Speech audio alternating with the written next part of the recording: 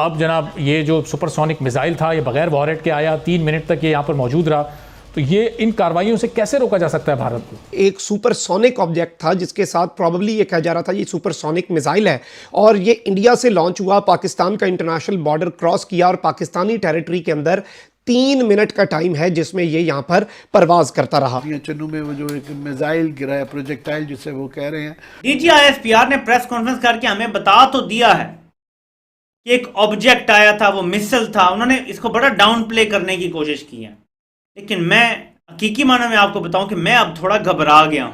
और 260 किलोमीटर अंदर तक सफर किया, पाकिस्तान की हदूद में 260 किलोमीटर आई है और बहुत ज्यादा मुल्क के लिए खतरनाक है। लेकिन असल चीज ये है कि अब हमें S-400 की जरूरत है।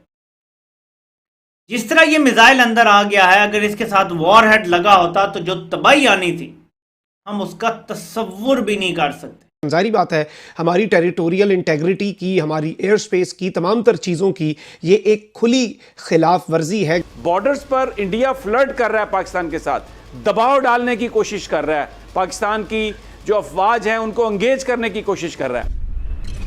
हेलो फ्रेंड्स, जय हिंद। हिंदुस्तान स्पेशल में आपका स्वागत है दोस्तों। पीड़ित कार्ड खेलने के एक और प्रयास में पाकिस्तान की आर्मी ने गुरुवार को दावा किया है कि भारत ने उसके हवाई क्षेत्र का उल्लंघन किया है। डीजी ISPR ने एक प्रेस कॉन्फ्रेंस को संबोधित करते हुए कहा कि भारत से एक high speed flying object Pakistan के मियां चन्नू में आकर गिरा। बाबर इफ्तिकार ने कहा कि यह high speed flying object Pakistan की सीमा के अंदर 3 मिनट तक रहा। यह 3 मिनट पाकिस्तान के लिए बहुत भारी थे। डीजी ISPR ने कहा कि इसने पाकिस्तान के हवाई क्षेत्र की उल्लंघना की है। कुछ भी हो, इस घटना ने पाकिस्तानी आर्मी की पोल खोल कर रख दी है। पाकिस्तानी मीडिया यह बता रहा है कि हम अपनी सीमा की सुरक्षा नहीं कर पा रहे। हमारी सीमा के अंदर आए इस ऑब्जेक्ट को समय रहते उड़ाया नहीं गया। इस हाई स्पीड फ्लाइंग ऑब्जेक्ट के पाकिस्तान में गिरने से पाकिस्तान में एक अजब सी दहशत का माहौल है। So friends, let's start this very interesting video. Thank you so much. अब जनाब ये जो सुपरसोनिक मिसाइल था ये बगैर वॉरेट के आया, 3 मिनट तक ये यहाँ पर मौजूद रहा, तो ये इन कार्रवाइयों से कैसे रोका जा सकता है भारत को?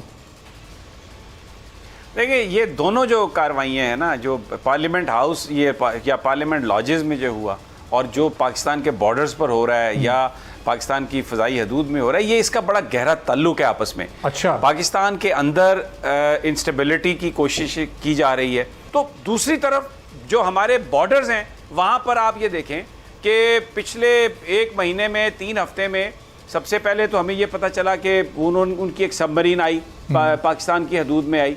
फिर उसके बाद आज जो पता ये चला कि जनाब एक उन्होंने मिसाइल मारा है और ये बड़ा खौफनाक हमला था। लेकिन वो उसकी जो रास्ता उन्होंने बताया वो रास्ता उसने इख्तियार किया जो पाकिस्तान की कमर्शियल एयरलाइनर्स करती हैं, जो मियां चन्नू के करीब गिरा आके। तो बॉर्डर्स पर इंडिया फ्लर्ट कर रहा है पाकिस्तान के साथ, दबाव डालने की कोशिश कर रहा है, पाकिस्तान की जो अफवाज हैं उनको एंगेज करने की कोशिश कर रहा है। इंटरनली वो लोग जो बज़ाहिर अमेरिका और यूरोप और यूरोपियन यूनियन उसके साथ जिनकी पॉलिटिकल अलाइनमेंट है, वो इस हुकूमत को हटाना चाहते हैं। तो मैं क्या कहूँ, सबको समझ आ रही है कि ये क्या है। अब तो आज तो बिल्कुल बिल्ली नहीं बिल्ला थैले से बाहर निकल आया। जो कुछ हुआ है इसका आपस में ये बिल्कुल जुड़ा हुआ है। नाज़रीन किराम, इस वक्त पाकिस्तान की फौज की जानिब से एक इंतहाई अहम और तहलका खेज प्रेस कॉन्फ्रेंस की गई है और इस प्रेस कॉन्फ्रेंस के अंदर भारत की जानिब से कल रात मियां चन्नू में एक सुपरसोनिक मिसाइल के दाखिल होने और फिर उसके गिरने के हवाले से बड़ी अहम और तहलका खेज डिटेल्स पाकिस्तान की फ़ौज की जानिब से भी दी गई हैं। DG ISPR major general Babar Iftikhar ने एक इंतहाई अहम तरीन प्रेस कॉन्फ्रेंस की जिसके अंदर जनरल बाबर इफ्तिखार ने भी बात की और उनके बाद एयरफोर्स की तरफ से सीनियर ऑफिशल्स ने ब्रीफिंग दी और अपनी जो प्रेजेंटेशन है और टेक्निकल पॉइंट्स हैं वो भी बताए। नाज़रीन इकराम, रात गए एक वाकया होता है और सोशल मीडिया के ऊपर इसकी बड़ी बाज़गश्त हुई और शुरू में एक खबर आई कि मियां चन्नू के करीब जी खानेवाल के अंदर पाकिस्तान का जो इलाका है वहाँ पर एक कोई पाकिस्तानी आर्मी का कोई ट्रेनिंग वाला एयरक्राफ्ट जो है वो क्रैश हो गया।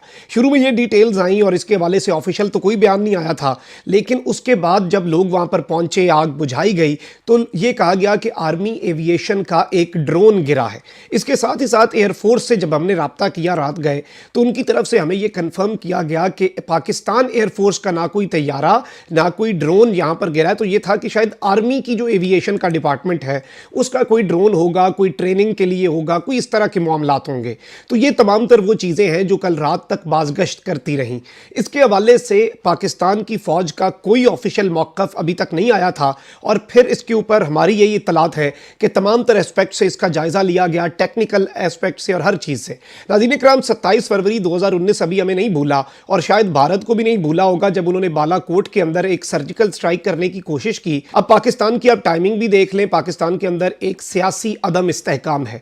पाकिस्तान के वज़ीर आज़म के खिलाफ तहरीके अदम एतमाद आ चुकी है। 8 मार्च को वो आई और 9 और 10 मार्च की दरमियानी शब भारत ने ये कार्रवाई कर दी, क्योंकि देखें काबीना के इजलास नहीं हो रहे and this is the time जिसके अंदर कोई भी प्राइम मिनिस्टर हो वो वीकेस्ट होता है। इस सब के अंदर अब DGISPR की तरफ से जो डिटेल सामने आई है नाज़रीन इकराम, उन्होंने कहा है कि a flying object was traced, एक उड़ता हुआ कोई ऑब्जेक्ट जो कि अनआइडेंटिफाइड था उस वक्त तक, it was traced with its flight path starting from Sirsa in India, India का इलाका है सिरसा, वहां से, एंड क्रैशिंग इन पाकिस्तान मियां चन्नू के इलाके में ये क्रैश हुआ। मेजर जनरल बाबर इफ्तिखार ने कहा कि पाकिस्तानी हदूद में वो चीज़ 3 मिनट और चंद सेकंड तक रही और 260 किलोमीटर अंदर तक सफ़र किया।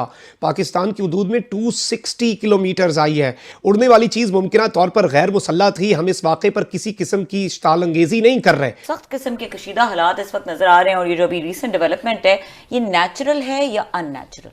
मगर जो भी है नहायत संजीदा है और बुरी है और बहुत ज़्यादा मुल्क के लिए ख़तरनाक है कि इस जो ख़ित्ते की सूरत हाल है और जो दुनिया की सूरत हाल है कि आज इस वक्त DGISPR ने अभी जो प्रेस कॉन्फ्रेंस की है कि मियां चन्नू में वो जो एक मिज़ाइल गिरा है, प्रोजेक्टाइल जिसे वो कह रहे हैं, वो बहुत ज़्यादा ख़तरनाक हो सकता था कि ऐसे मौक़ों पे अगर रडार चीज़ों को गलत पिक कर लें, उसको हमला समझ लें, तो हमारे मिज़ाइल भी अलर्ट हो सकते थे। तो वो अभी पता नहीं क्या था। अभी अच्छी बात है कि इन्होंने भी कोई स्पेकुलेशन नहीं की, हम भी नहीं करना चाहते, इंडिया से भी कोई नहीं आई, मगर ये कुछ भी, ये एक खित्ते की ये सूरत हाल है कि छोटी सी चिंगारी भी कई दफ़ा एक बहुत बड़ा तूफान ले आती है। DGISPR ने प्रेस कॉन्फ्रेंस करके हमें बता तो दिया है कि एक ऑब्जेक्ट आया था, वो मिसल था, उन्होंने इसको बड़ा डाउन प्ले करने की कोशिश की है, लेकिन मैं हकीकी माना में आपको बताऊं कि मैं अब थोड़ा घबरा गया हूं।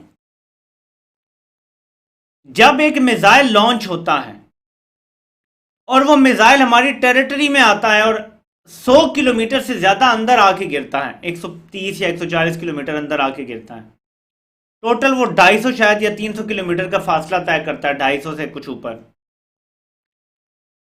मैं सिर्फ ये कहना चाहता हूं कि क्या हमें यह पता था कि उसमें एटमी मवाद है या नहीं है, और ये सब कुछ चंद मिनट में हो गया क्योंकि सुपरसोनिक मिसाइल था।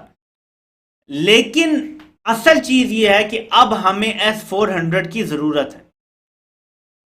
जिस तरह ये मिसाइल अंदर आ गया है, अगर इसके साथ वॉरहेड लगा होता तो जो तबाही आनी थी हम उसका तसव्वुर भी नहीं कर सकते।